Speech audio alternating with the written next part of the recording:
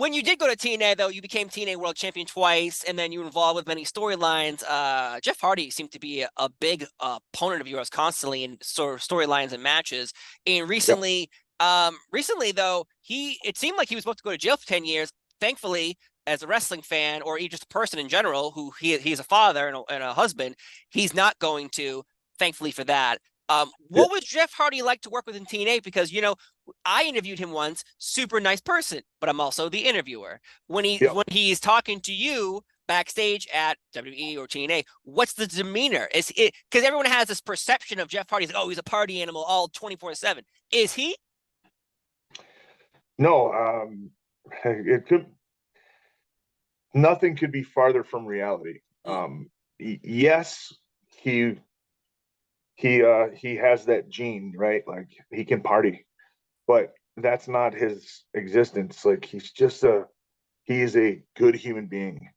He's really shy and he's very reserved and he doesn't, he's not into um he's very artistic and sort of withdrawn a little bit, but not in a bad way.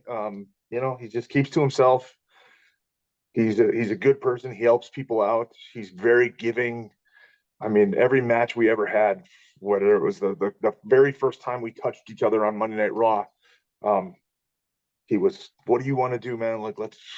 He wanted to go out there and put on a performance, and he always liked to be innovative and what's something that we can do that nobody's seen before, and always trying things out. I love Jeff as a performer. They always say never meet your heroes. Jeff was a hero of mine. Like when I first broke into the business, him and Matt were just getting started doing the Hardy Boys thing, and Jeff did the Swanton. I remember the first time I ever saw him do the Swanton. I was like, I want to learn how to do that move, and I learned it, and that was my finisher on the Indies, and it ended up being one of my finishers in the WWE and TNA, and we did it against each other sometimes, and but just an awesome person who like they say, like alcoholism and drug addiction it's a disease, and it's like you don't get mad at somebody because they have cancer. Like, right, hey, you fucker, get your head out of your ass and stop having cancer. Like, right. it's Can't do that. and I know that not everybody can wrap their head around that because not everybody has that bug.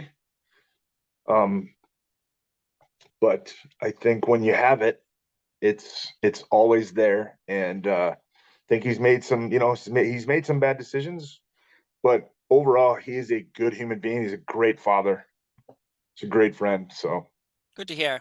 Because yeah, again, there's always, as a TV character, you only see the version that you see on TV, and then put pieces together, thinking that you're putting a person together in a whole. But they're not.